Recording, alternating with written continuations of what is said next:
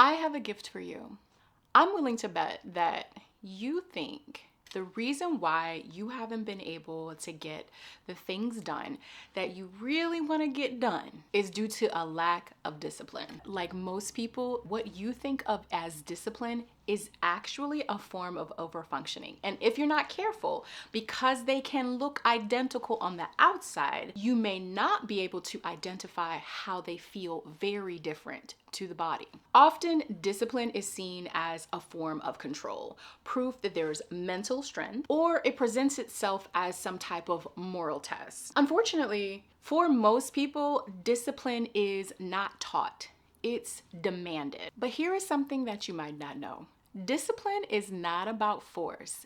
It's actually about trust and healthy regulation. Welcome or welcome back. My name is Zaya, and offline I work in sports medicine, recovery, and wellness. And here I like to share my experiences on aging and self-trust, nervous system informed recovery, and I like to call this the regulated strength method. Now, we all know that discipline is not looked at as a bad thing, and I agree, it's not. However, reframing how we define it could considerably impact our physical and mental well-being. Now, I'm gonna need some notes on this one because I wanna make sure I get this right.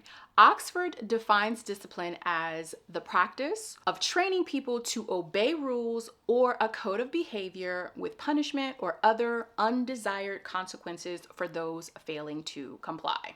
Wikipedia defines discipline as self-control that is gained by requiring the rules or orders be obeyed and the ability to keep working at something that is difficult. And just to keep it spicy, we have the AI overview, which defines discipline as having the ability to control your actions, thoughts, and feelings to consistently work towards your goals, prioritizing long-term success over immediate gratification by building strong habits, routines, and self-control, even when it's difficult or inconvenient.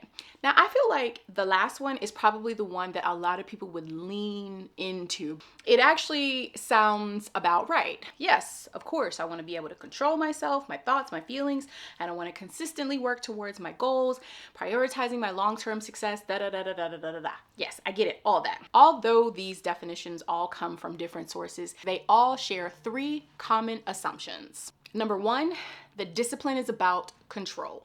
Number two, discomfort is expected and even necessary. And number three, compliance equals success. These are not necessarily concerning unless you consider the fact that they don't just describe behavior. They train the nervous system.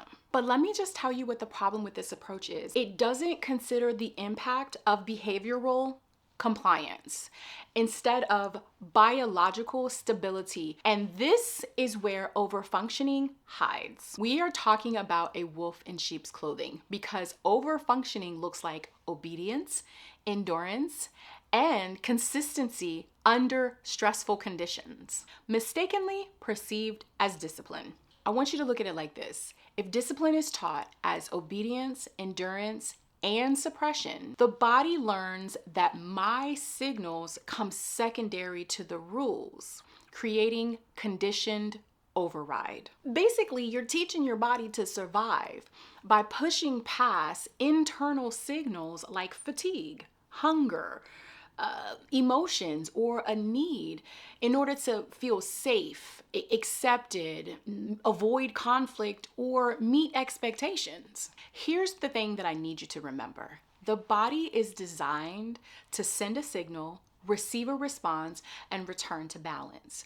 So when you repeatedly ignore these signals, it may start to send louder ones in the form of exhaustion, anxiety, pain, and if they're continuously ignored, they might stop sending a clear enough signal, creating a numbness and dissociation. Conditioned override bypasses pacing, and people often experience bursts of productivity, followed by exhaustion, followed by guilt, followed by restarting even harder, which can erode confidence and self-trust, making your body's signals feel unreliable and intuitively limited. Bottom line is this: conditioned override is not discipline. It's actually survival mode operating on autopilot. And this is what allows overfunctioning disguised as discipline to show up in your life everywhere, shaping your body, your relationships, and your overall well-being. And the result ends up being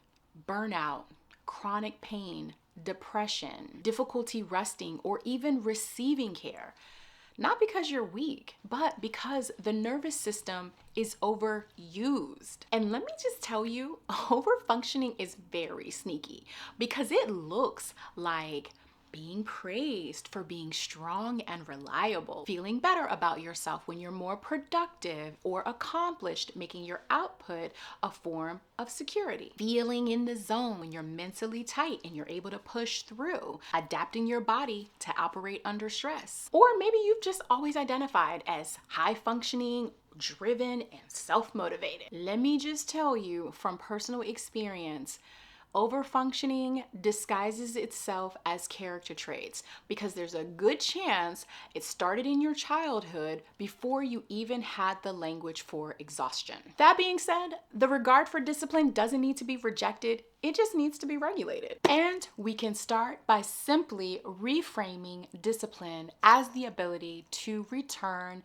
to supportive actions consistently without urgency or force or the need for self-abandonment. Regulated discipline allows for life cycles without denying needs. It's flexible, making room for rest and recovery without the need for rigid routine. It feels repeatable, responsive, supportive, and sustainable without the need for this push and crash cycle. Discipline doesn't need to demand more from you. It should create a responsible structure your body can trust. Remember, discipline is chosen and overfunctioning is automatic. One is building up your life, the other one is just keeping you going. And if you've made it this far, yay! Thank you so much. Please hit that like button and subscribe for more content on ways to benefit from regulated and sustainable practices that prioritize safety, longevity, and well-being. Thank you so much.